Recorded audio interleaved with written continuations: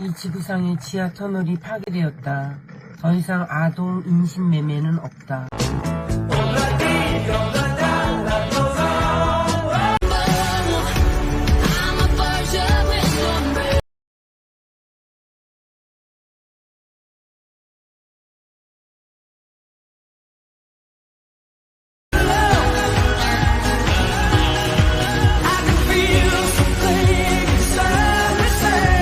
네, 평론가 조우석입니다. 오늘 제 방송은 노벨상 5.18 묘사라고 하는 게 그때 떠돌아댔던 근거 없는 유언비어를 그대로 집어넣고 증폭시켰다. 명백한 역사 왜곡이라고 하는 지적을 했습니다. 그래서 문학으로 된 독극물이다. 이건 문학이라고 얘기할 수 없다. 문학으로 된 독극물이라는 말씀까지 드렸습니다. 원흑주의자 책표지를 보시고 있습니다.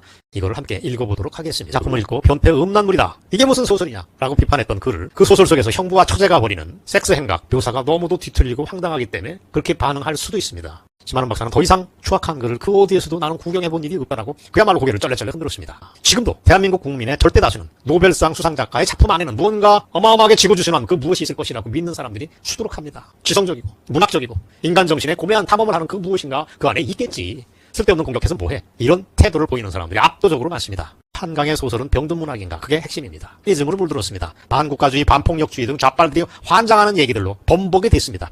한강의 소설은 좌빨들이 좋아하는 가치관의 종합 세트입니다. 그래서 오늘 중간 결론부터 미리 내리겠습니다. 누가 이 소설을 사서 읽어보고 싶다고 얘기하면 저는 도시락 싸들고 뜯어 말리겠습니다. 네, 가치가 없기 때문에 그렇습니다. 문학상이라고 하는 권위 앞에 사람들이 솔직하지 못한 게 문제입니다. 새삼 밝히겠습니다. 예전 경기도에서 이 작품을 놓고 청소년 유해도서로 분류를 했다고 그러는데 그게 옳은 판단입니다. 한강 작품이 어마어마하게 재미없고 스토리텔링도 안 되고 무언가 정상이 아니라는 걸 대중들도 이미 다 압니다. 노량강의 작품은 전형적인 좌빨 소설입니다.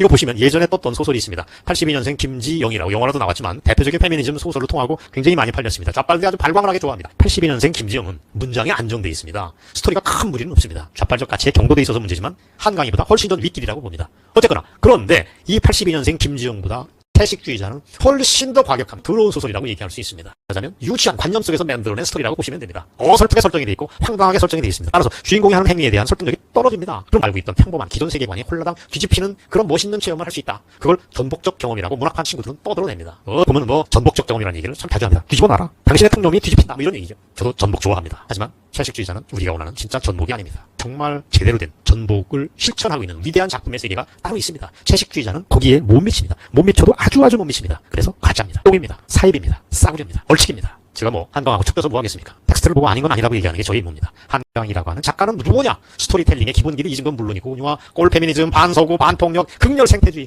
그리고 가부장적 권위주의에 반대하겠다는 마음이 너무 앞질러서 마음이 급해서 억지스럽게 스토리를 만들어낸 것에 불과합니다. 그리고 이 작품이 육신 문명에 대한 성찰이라고 뽕을 빵빵 치고 있습니다. 본인도 얘기를 하지만 평론가들이 한술 더 뜹니다. 난리 입에 거품을 봅니다. 그 순간 세상이 바뀐 게 사실입니다. 우리만 그런 게 아니고 미국도 그렇습니다. 무려 20년 전부터 백인 위주, 남성 위주라고 하는 어떤 미국 건국혁명 이래 지금까지 어떤 주류 메인스트림의 흐름이 있었는데 이거를 부정하고 흑인, 성소수자 따위를 강조하는 그런 흐름이 있습니다. 흑인과 성소수자, 페미니즘을 얘기하는 걸 깨어있음이라고 박수 쳐주는 분위기도 형성이 됐습니다. 우리랑 비슷합니다. 그건 다 넓게 보면 문화 막시즘의 변종이라고 저는 봅니다. 이거 뭔 얘기가 아닙니다. 미국 민주당이 지금 그렇게 망가졌습니다. 거기 대선 후보 캐멀라 해리스도 저는 그런 사람 중에 하나라고 봅니다. 한국식으로 얘기하면 떼시민입니다. 즉 깨어있는 시민을 극단화한 게 바로 한강희의 소설 채식주의자라고 보시면 됩니다. 한강희의 노벨문학상 준 것 자체가 문학사의 극히 드문 문학사적 스캔들이라고 봅니다. 정말 있을 수 없는 일이 벌어진 것입니다. 싸구려 올치기 작품한테 문장이 안 되는 작품한테 노벨상의 면류관까지 씌워줬으니까 이런 말도 아닌 상황이 벌어진 것입니다.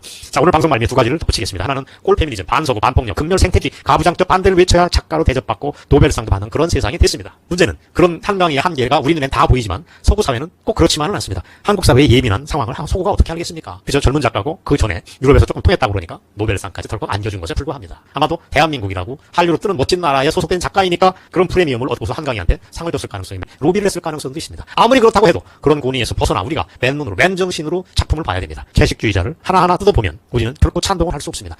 결론을 내리면 이렇습니다. 누구도 그렇게 얘기를 못하지만 냉정하게 저는 얘기하겠습니다. 한강의 작품은 문장이 너무너무 졸렬합니다. 글이 안 됩니다. 거기에 스토리텔링은 어설픕니다. KBS에서 주말 드라마를 하는데 이게 엉터리 배우들이 나오고 캐릭터가 살아있지 않고 스토리가 개연성이 떨어진다. 그러면 폭망해야죠. 한강 작품은 그것보다 더 나쁘다고 보시면 됩니다. 독자들에게 불편함을 안겨주기 때문에 그렇습니다. 전형적인 좌빨 소설로 PC 정치적인 올바름의 극단에 서 있습니다. 그야말로 꼴불견입니다. 그 해악을 우리가 점검을 해야 될 때가 왔습니다. 반복하지만 한강의 노벨상 수상은 축복으로 위장된 저주가 될 수도 있습니다. 뒤청소는 우리가 해야 될지도 모르겠습니다. 오늘 제주 4.3을 다룬 소설 작별하지 않는다를 여러분들에게 분석해드리겠습니다. 이것도 거짓말의 덩어리다. 참을 수 없는 잘못으로 가득하다는 걸 여러분들에게 하나하나 짚어보이도록 하겠습니다.